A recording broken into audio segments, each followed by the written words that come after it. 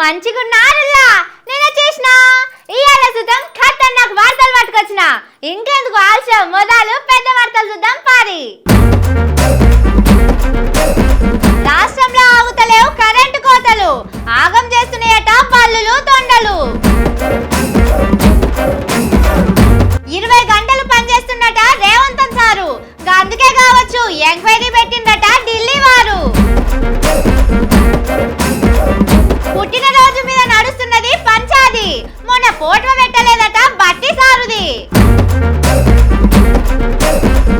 ఇంకో paper leak అయిందట Modi sir పాలనల పాపం సారును ఏమనుకురుల్లా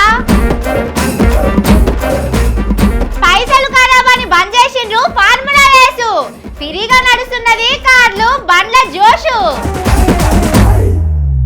చాలా మంది కొలువులు వేస్తుంటారు ఒక కంపెనీలో మంచిగా లేకపోతే ఇంకో కంపెనీలకు పోతారు అక్కడ ఎక్కువసేపు పని చేయించి రాత్రి డ్యూటీలు చేయిస్తే బంద్ చేసి ఇంకో కాడికి పోతారు వాళ్ళు ఇచ్చే 3 కోట్ల జీతానికి మన పానాలు పాడేసుకుంటామా చేసుకోం కదా కానీ ఒకసారి మాత్రం పానం పాడి వేసుకొని పని చేస్తున్నాడట తెలంగాణలో ఉన్నోళ్ళందరికీ రేవంత్ సార్ పాపం తగులుతుంది పోండ్రి మీకు ఇంత కూడా బాధ లేదు సారును గోస పెట్టుకుంటున్నారు ఆనాటి రోజులు రావాలి ఇందిరమ్మ రాజ్యం కావాలని ముండ్ల కంపాస్ వంటి ముఖ్యమంత్రి కుర్చీలో రేవంత్ సారును కూసబెట్టిండ్రు మీరు ఆనాటి రోజులు చూసుకుంటే సంబరపడుతున్నారు కానీ సారు ఎంత తిప్పలు పడుతున్నాడో ఎరికేనా బట్టి సారు కూడా అదే తిప్పలు పడుతున్నాడట ముఖ్యమంత్రి గారు ఉప ముఖ్యమంత్రి గారు రోజుకి 20 గంటలు పనిచేస్తున్నారు రోజుకు 20 గంటలు పని చేసినంటే ఉట్టి ముచ్చట్నా రోజుకు 24 గంటలు అండ్లా 20 గంటలు పని చేస్తున్నారు తానానికి 1 గంట తీసేస్తే 3 గంటలే నిద్రపోతున్నట్టున్నారు పాపం తిన్నన్న తింటున్నారా లేదా సారు పొద్దున బ్రేక్ఫాస్ట్ చేయకుండా 1 గంట దాకా ఉంటున్నారు మధ్యాహ్నం భోజనం చేయటం లేదు సాయంత్రం 5 గంటలకు భోజనం చేసి చూసిండ్రా తిండి కూడా తింటలేరట సార్లు ఇది మంచిది కాదు ఎప్పటి తిండి అప్పుడే తినాలి ఇట్లా తిండి తినకుండా పని చేస్తే పానానికి మంచిది కాదు మళ్ళీ మీకేమన్నా అయితే 20 గంటలు పని చేసుకుంటా రాష్ట్రాన్ని ఏలేటోళ్ళు ఎవరు దొరకాలి చెప్పుండ్రి కానీ మీరు ఇంత ఉరుకులాడి పని చేసి ఉపయోగం ఏమున్నది సారు మీ సొంతూర్లో ఓడిపోతిరి మల్కాజ్గిరిలో ఓడిపోతిరి దోస్తాల పెట్టిండ్రో ఎట్లా పెట్టిండ్రో గానీ ఓడిపోయేటోళ్ళని తెచ్చి నిలబెట్టిరి ఇప్పుడు మీ పాటోళ్ళే మీ మీద ఎంక్వైరీ పెట్టిరి మీకు మీ ఖాందాన్లో ఎంత పేరున్నది ఇప్పుడు తుమ్ముతే ఊసిపోయే ముక్కు లెక్క అయిపోయే నిద్ర లేకుండా తిండి లేకుండా మాటలు పడుకుంటా పని చేసుడు పానం పాడి వేసుకునుడు అవసరమా అని మీ అభిమానులు బాధపడుతున్నారు జర మీరు కూడా ఆలోచన చేయండి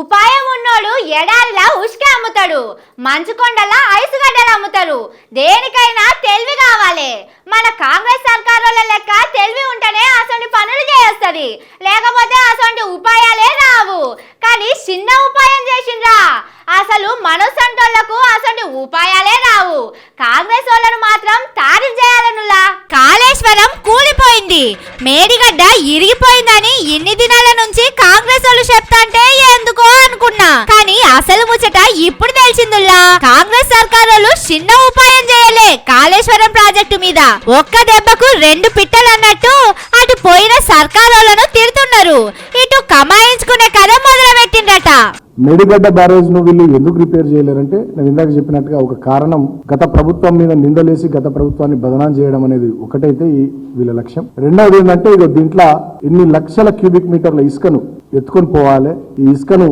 తీసి కోట్లాది రూపాయలు కాంగ్రెస్ పార్టీ నాయకుల జేబుల్లోకి నింపాలనేటటువంటి ఆలోచన రెండవ ఆలోచన స్పష్టంగా అర్థమవుతున్నది అది కదా అన్నారం సుందిల్లా బ్యారేజ్లకు వెళ్లి నీళ్లు ఇడిచిపెట్టిండ్రు మేడిగడ్డలున్న నీళ్లు కూడా కిందికిచ్చిండ్రు దీంతో అక్కడ మస్తు ఉష్క తేలిందట ఇంకేమున్నది ఇప్పుడు ఉష్కనే బంగారమాయే మస్తుగా దందా నడుస్తున్నదట సర్కారు లెక్కలకొస్తే మంచిదే కానీ అక్కడ ఆ పని అయితలేదట అంత సమ్మక పలారం లెక్కనే పంచుతున్నారని కార్పొరేటర్లు గరం అవుతున్నారు కానీ సర్కారుల తెలివికి మొక్కాలే బ్యారేజీల నీళ్లు ఆగబట్టి మీదికి ఎత్తిపోసి పంటలకు నీళ్లు ఇస్తే ఏమొస్తది ఎత్తిపోసడానికి కరెంటు ఖర్చు పండిన పంటలు కొనడానికి ఇంకో ఖర్చు కానీ నీళ్లు కిందికి ఇడిచిపెట్టి అందులో ఉసుక తోడుకుంటే సర్కారుకు 10 పైసలు పావుల పైసలు వస్తుంది కావచ్చు గాని చుట్టుమట్లున్న వాళ్ళ పాటోళ్లకు మాత్రం మస్తు దందా నడుస్తుంది. ములుగుల చూడనే చూస్తే మనం మంత్రి మేడం పియనే దొరికిండు ఉసుక లారీల దందాల. మేడిగడ్డ కాడ కూడా అక్కడి మంత్రి గారే మొత్తం కథ నడిపిస్తున్నారని అక్కడ ఉన్నోళ్ళే చెప్తున్నారు. కానీ పంటలకు నీళ్ళకుండా ఉసుక దందా నడిపిస్తే పైసలు వస్తాయనే ఆలోచన రావాలంటే సునీలు కనుగోలు అసంటోళ్లను ఎమ్మడి పెట్టుకోవాలి కావచ్చు.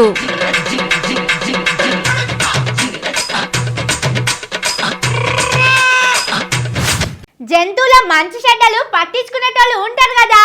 దేశంలో ఎక్కడున్నా వాళ్ళు జర అన్ని పనులు ఇడిచిపెట్టి తెలంగాణకు రావాలి. ఈడ మూగ జీవాల సామూహిక ఆత్మహత్యలు అవుతున్నాయి.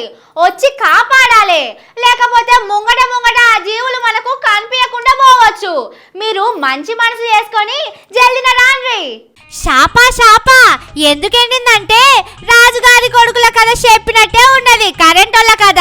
కరెంట్ ఎందుకు పోయిందయ్యా అంటే మొన్నటి దాకా మెయింటెనెన్స్ షెడ్లు పడ్డాయి, చెత్త పడ్డదని ముచ్చట్లు చెప్పిండ్రు. ఇప్పుడు కొత్త కథ మొదలు పెట్టిండ్రు. నిన్న ట్రాన్స్ఫరాల మీద తొండలు పడ్డాయని ఫోటోలు పెట్టిండ్రు. ఒకటే నాడు అటు జగిత్యాల కాడ ఇటు హైదరాబాద్ లా తొండలు పడి కరెంటు పోయింది. ఇక ఇవాళ తొండలకు రెస్ట్ ఇచ్చినట్టున్నారు. బల్లులు మోపైనాయి.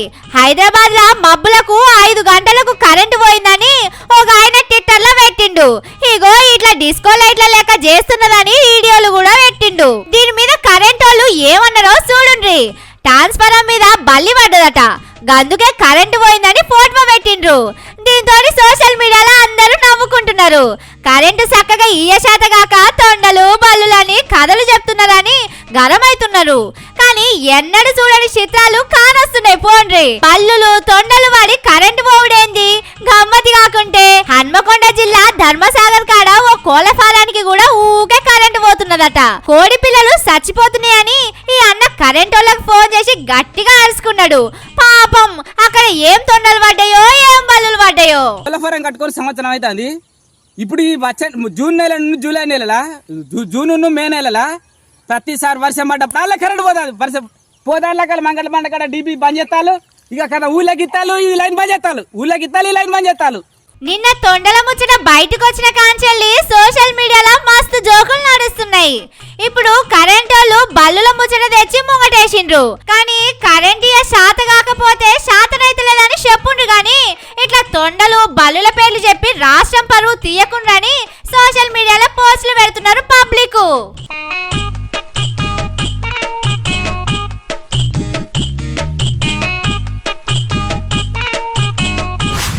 ఈ కరెంటు సల్లగుండా ఎప్పుడు వస్తుందో ఎప్పుడు పోతుందో తెలుస్తలేదు. కరెంట్ వాళ్ళేమో రోజుకో కథ చెప్తున్నారు. కరెంట్ వస్తలేదంటే కేసులు పెడుతున్నారు, ఇంటికి వచ్చి బెదిరిస్తున్నారు. మరి ఎట్లా చేసుడు, కరెంటు లేకుండా ఎట్లా ఉండు అని పరేషాన్ అవుతున్నారా? అందుకే మీకు ఉపాయం చెప్తున్నా చూడండి. మీకు కరెంటోళ్ళ తిప్పలు కరెంటు తిప్పలా రెండు లేకుండా అయ్యే ముచ్చట చెప్తున్నాం చూడండి. కరెంటు తిప్పలు ఉండదని ఏందో మిషన్ చూపిస్తున్నారు. కరెంటు లేకుండా ఎట్లా నడుస్తుందని పరేషాన్ కాకుండ్రి. అన్నా నువ్వు షాల్ చేయి.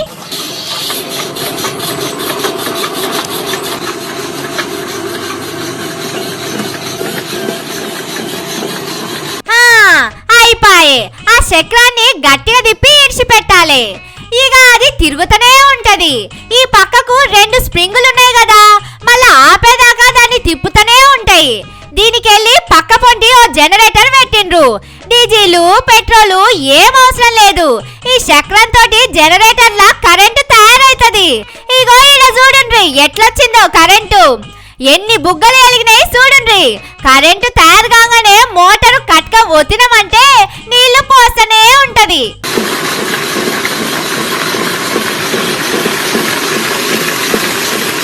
ఇసోంటిదే ఓ పెద్దది పెట్టుకుంటామంటే అయిపోయే. గాలివానొచ్చినా నడి రాత్రి కరెంటోళ్ళు రిపేర్లు చేసినా తొండలు పడ్డా బల్లులు పడ్డా వద్దనకుంటే కరెంట్ వస్తుంది. మనం కరెంట్ వస్తలేదనుడు, పోలీసు వాళ్ళు కేసు పెట్టుడు ఇవన్నీ ఏం ఉండయిగా. కరెంటు బిల్లు కూడా ఉండదు. దీన్ని తయారు చేసిన ఈ అన్న ఎక్కడున్నాడో దొరకబట్టాలి.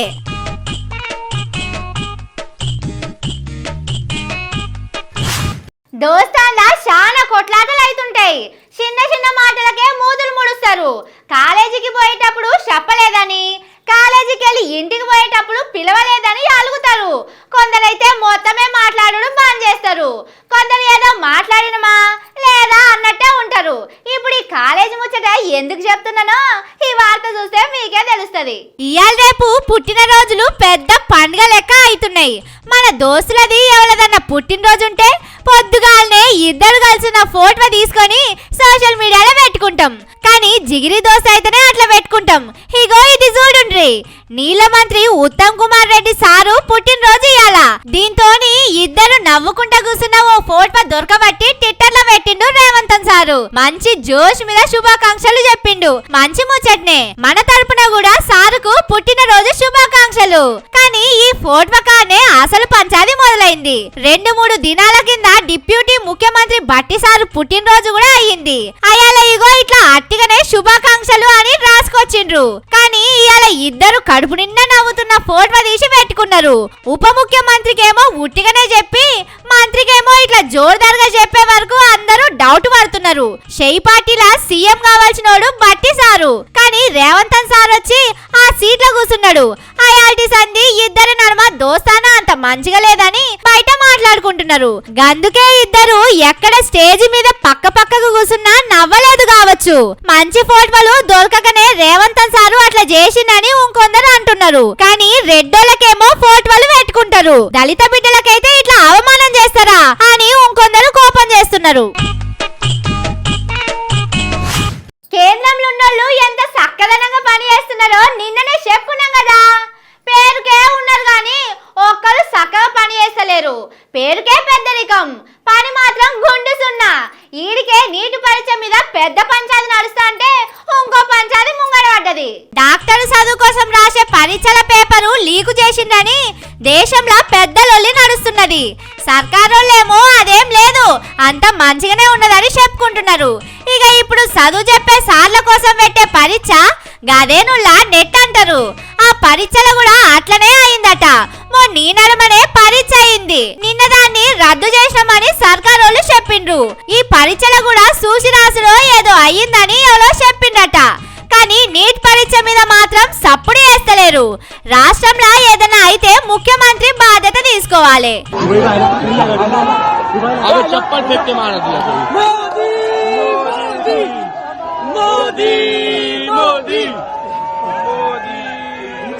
కేంద్రం లేదనైతే ప్రధానమంత్రి కుర్చీలున్న మోడీ సారు బాధ్యత తీసుకోవాలి. కానీ సారు ఈసొంటి ముచ్చట్ల మీద నోరు తెరిచి మాట్లాడడాయే. గీ కోపం మీదనే కావచ్చు వారణాసిలో ఆయనే కారు మీద ఎవరో చెప్పు ఇసిరిండ్రు. అప్పట్లో ఇట్లనే ఉల్లిగడ్డ రేట్లు పెరుగుతున్నాయని పైసల మంత్రి నిర్మలా మేడను అడిగిండ్రు కొందరు. ఏహే నేను ఉల్లిగడ్డలు తినను, నాకు వీటి రేట్ల గురించి తెలియదని మేడం చెప్పింది. ఇప్పుడు చదువుల ముచ్చటాయే. దీని మీద పోయి మోడీ సారును ఏమని అడగాలి? ఆయన ఏమని చెప్తాడని సోషల్ మీడియాలో జోక్లు వేసుకుంటున్నారు. గమ్మతేందంటే తెలంగాణలో పేపర్ లీక్ అయింది సర్కారోళ్ళే దొరకబట్టినప్పుడు ఇదే బీజేపీలు శంగ ఎగిరిండ్రు. ఇప్పుడు దేశం మొత్తానికి పెట్టిన పరీక్ష పేపర్లు లీక్ అవుతున్నాయి. దీని మీద మాత్రం ఎవ్వరు సప్పుడు చేస్తలేరు. సాయి సంసారి లచ్చి దొంగ అన్నట్టే చేస్తున్నారు.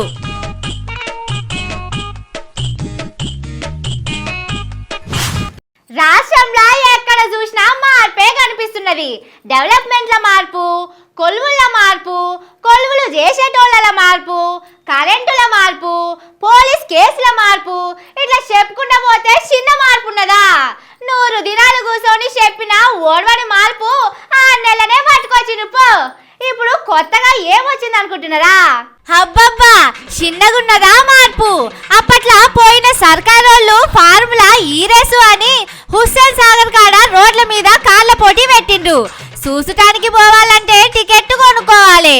కానీ కాంగ్రెస్ వాళ్ళు వచ్చినాక ఆ పోటీలు బంద్ పెట్టిండ్రు. పబ్లిక్ టికెట్ కొనుక్కొని పోవుడు తిప్పలైతున్నది అనుకున్నారో ఏందో గాని మన కాడ కావాల్సి పోటీలను ఇంకో దేశానికి వెళ్ళగొట్టిండ్రు. మన తాన ఫ్రీ పోటీలు పెట్టిండ్రు. ఎవ్వరు చూడాలనుకున్నా ఫ్రీగా చూడొచ్చు. కాకపోతే ఇవి హుస్సేన్ సాగర్ కాడ కావు, టీ హబ్ కాడ, దుర్గం చెరువు కాడ అవుతాయి. చూడాలనుకున్నోళ్ళు చీకటి కాగానే ఇన్నని పేలాలు ముళ్ళగట్టుకొని పోయి డివైడర్ మీద కూర్చోండ్రి. ఫ్రీగా కారు రేసులు చూడొచ్చు.